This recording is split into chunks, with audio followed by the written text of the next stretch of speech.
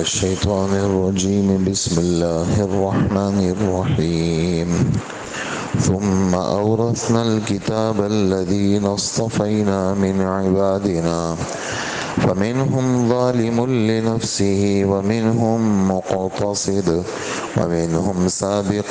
بالخيرات بإذن الله ذلك هو الفضل الكبير جنات عدن يدخلونها يحلون فيها من أساور من ذهب ولؤلؤا ولباسهم فيها حرير وقالوا الحمد لله الذي أذهب عنا الحزن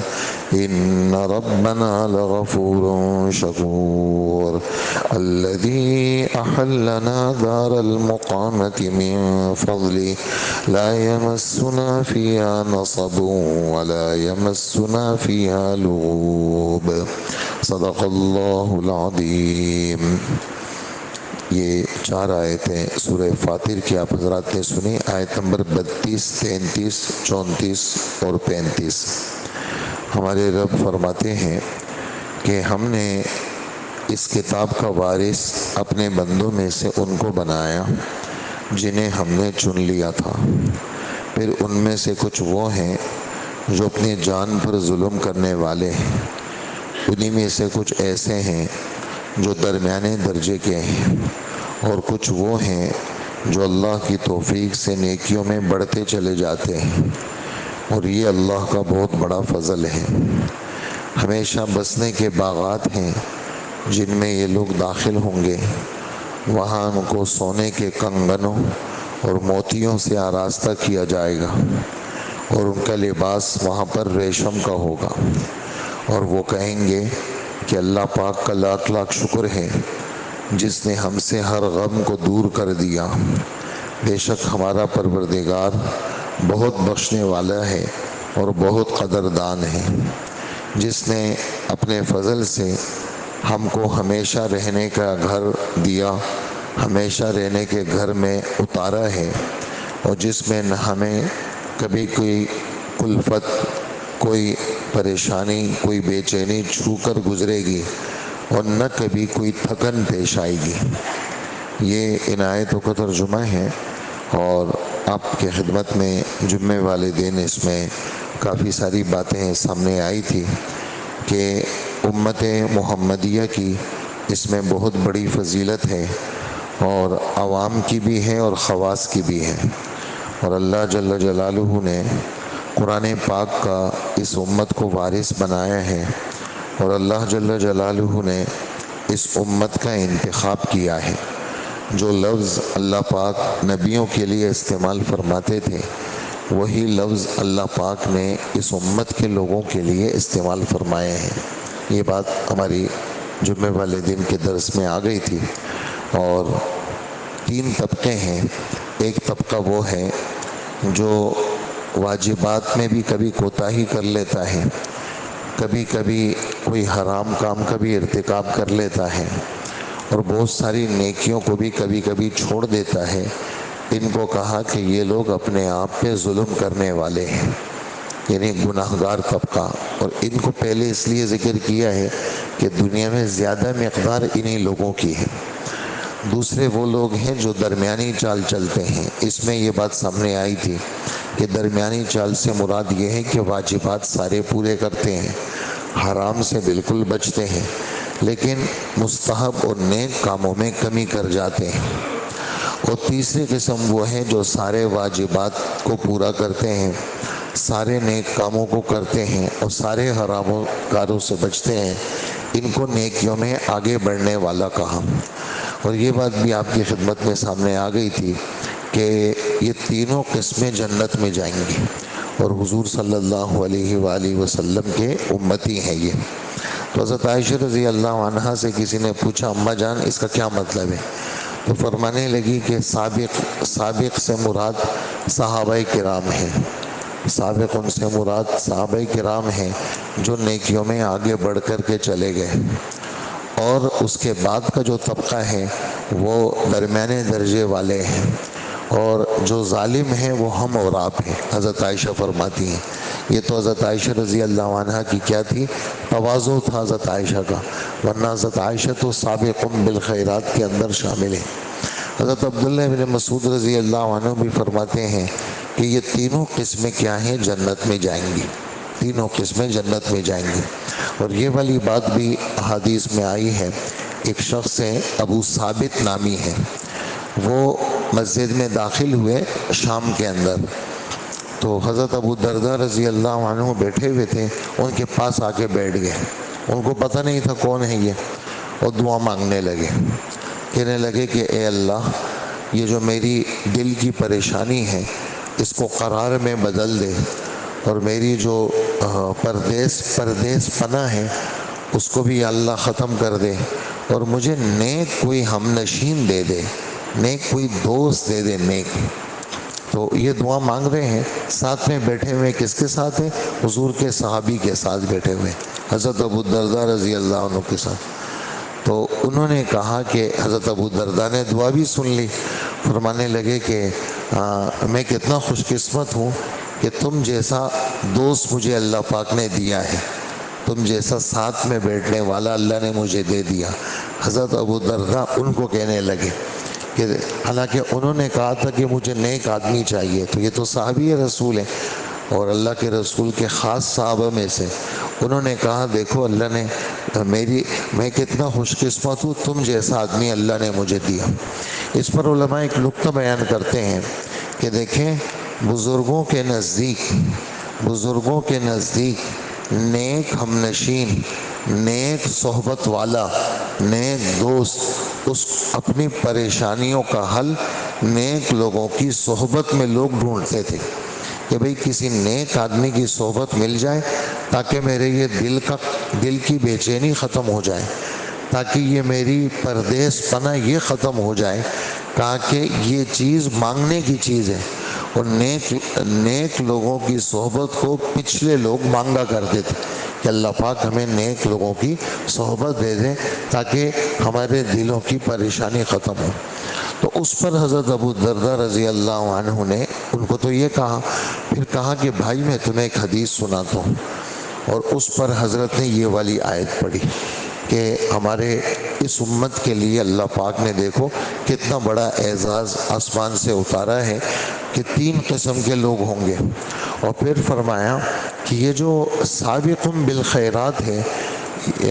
ان کو تو اللہ بغیر حساب کتاب کے جنت میں بھیج دیں گے،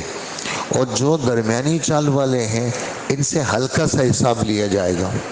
اور پھر اس کے بعد جو ہے وہ ظالم لنفسہ جنہوں نے اپنے آپ پہ ظلم کیا ان کا حساب کتاب ہوگا، اور تینوں کو اللہ جل جلالہ جنت میں بھیجیں گے،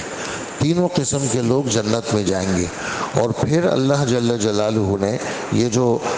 3 قسم کے لوگ ہیں، پھر نیکیوں کی توفیق، یہ بھی اللہ کے فضل کے بغیر نیکیوں کی توفیق بھی نہیں ملتی، اللہ کا فضل ہوتا ہے تو اللہ نیکیوں کی توفیق دیتے ہیں، اگر نہیں ہوتا تو کچھ بھی نہیں ہوتا۔ اسی وجہ سے نیکیوں کی توفیق میں مدد اللہ سے مانگنے کا حکم ہے کہ اللہ پاک آپ ہماری مدد فرما کہ ہم آپ کا ذکر کریں، آپ ہماری مدد فرما کہ ہم آپ کا شکر کریں، اب آپ ہماری مدد فرما تاکہ ہم آپ کا اچھی آپ کی عبادت کریں،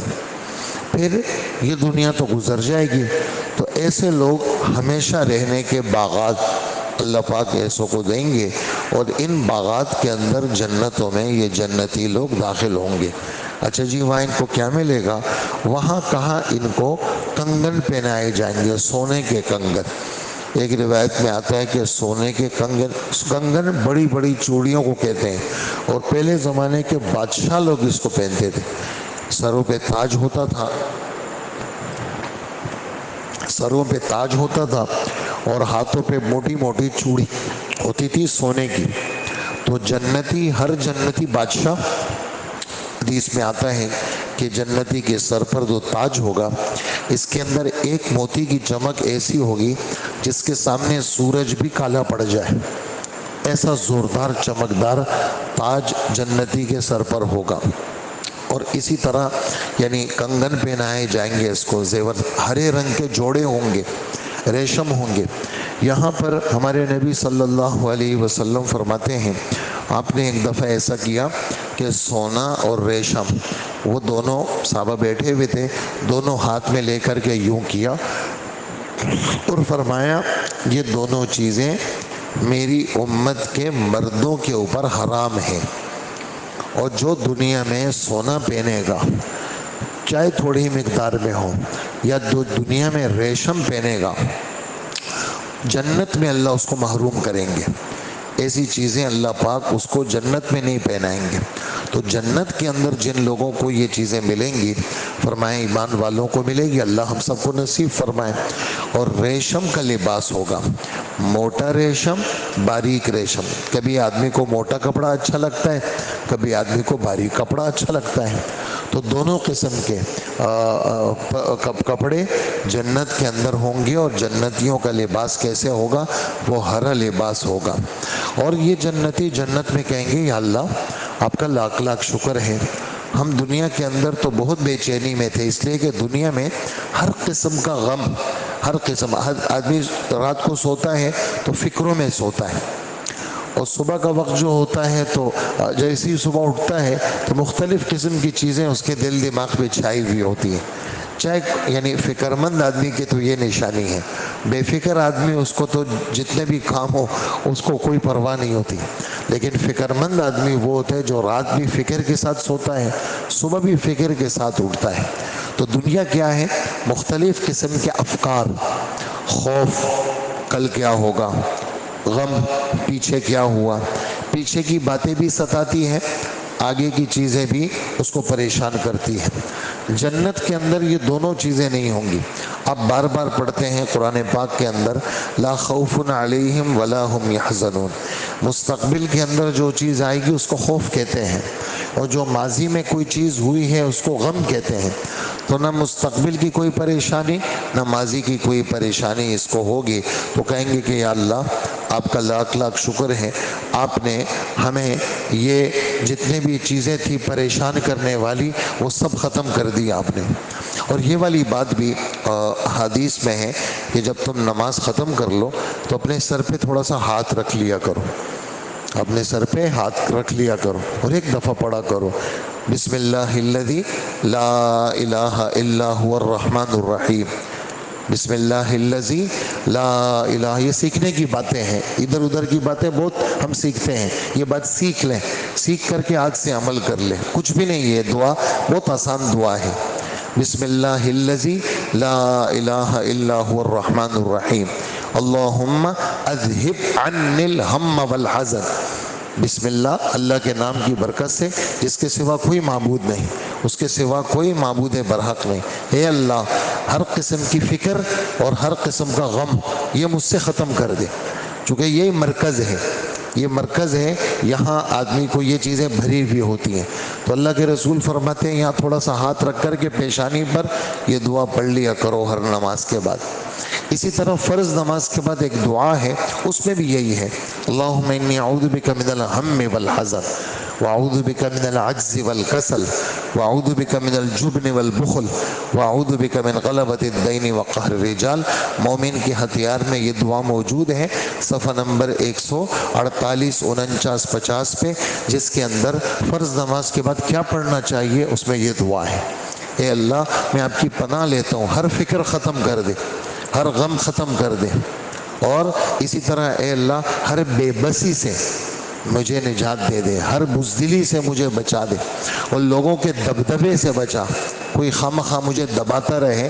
ایسی چیز سے میری حفاظت فرما۔ یہ دعائیں ہیں، آدمی اللہ کی پناہ میں آتا ہے، اس لیے کہا جاتا ہے کہ نمازوں کے بعد یہ دعا آدمی سامنے رکھے کچھ دنوں تک، یہ صفحہ 148 49 50 یہ سامنے رکھے، اس کے بعد یاد ہو جائیں گی تو پھر پڑھتے رہیں۔